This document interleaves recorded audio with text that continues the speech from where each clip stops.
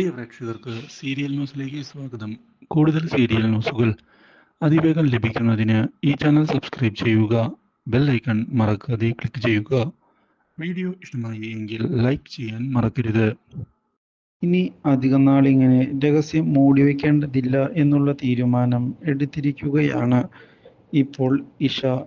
ഇതേ തുടർന്ന് അഭിഷേകിനെ ചെന്ന് കാണുന്ന ഇഷ, സത്യങ്ങൾ നമ്മൾ പുറത്തു പറയണം, മാത്രവുമല്ല എൻ്റെ ജീവിതം മാറ്റിമറിക്കാനുള്ള തീരുമാനം ഞാൻ എടുത്തു കഴിഞ്ഞു.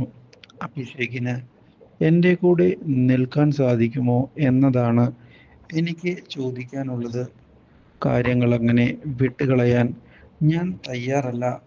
അതുകൊണ്ട് തന്നെയാണ് കാര്യങ്ങൾ മുന്നിലേക്ക് കൊണ്ടുപോകാനുള്ള തീരുമാനം എടുത്തിരിക്കുന്നത്. ഇത് കേൾക്കുന്ന അഭിഷേകാകട്ടെ, എന്തൊക്കെ സംഭവിച്ചാലും കൂടെ ഞാനുണ്ടാകും. ആ കാര്യം ഉറപ്പു തന്നെയാണ്. യാതൊരു മാറ്റവുമില്ല ആ കാര്യത്തിൽ. ഞാൻ ഉറച്ചു തന്നെ നിൽക്കുന്നു എൻ്റെ തീരുമാനത്തിൽ. ഇത് കേട്ടതിനെ തുടർന്ന് ഇനി വിവാഹം, അതിൽ യാതൊരു മാറ്റവുമില്ല, മനസ്സിലായോ എന്ന് ചോദിച്ചതിനെ തുടർന്ന് കാര്യങ്ങൾ അഭിഷേകും മുന്നിലേക്ക് കൊണ്ടുപോകാനുള്ള തീരുമാനത്തിൽ ഉറച്ചു നിൽക്കുകയാണ്.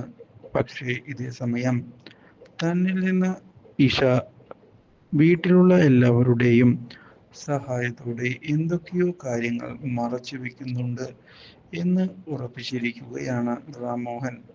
ഈ കാര്യം എനിക്ക് അറിഞ്ഞേ മതിയാകൂ.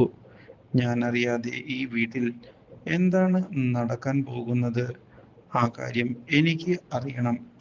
അതിൽ യാതൊരു മാറ്റവുമില്ല. ഇത് കേട്ടതിനെ തുടർന്ന് ഇഷ ആകെ ഞെട്ടിപ്പോയിരിക്കുകയാണ്.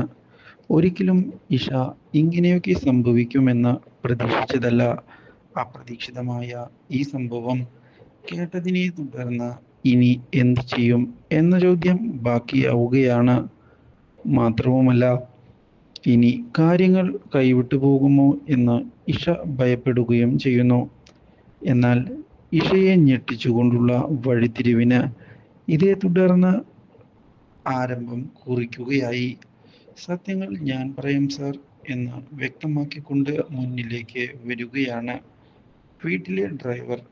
ഇതോടെ ഇഷ അയാൾ സത്യങ്ങളെല്ലാം പറയുമോ എന്ന് ഭയപ്പെടുന്നു.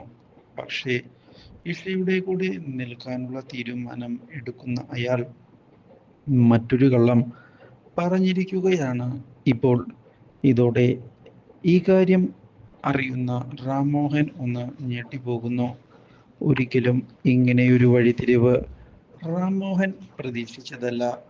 മാത്രവുമല്ല, ഇതേ തുടർന്ന് ഇനി എന്തു ചെയ്യും എന്ന ചോദ്യം ബാക്കിയാവുകയാണ്.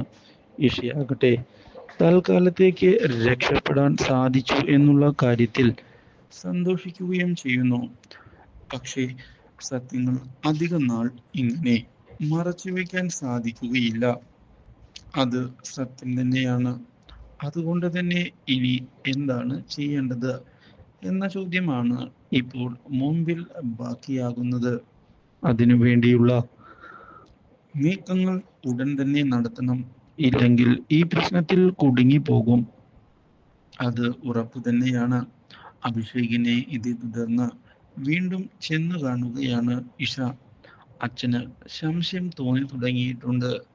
അധികം നാൾ എനിക്കിങ്ങനെ പിടിച്ചു നിൽക്കാൻ സാധിക്കും എന്ന് തോന്നുന്നില്ല എന്നതാണ് യാഥാർത്ഥ്യം.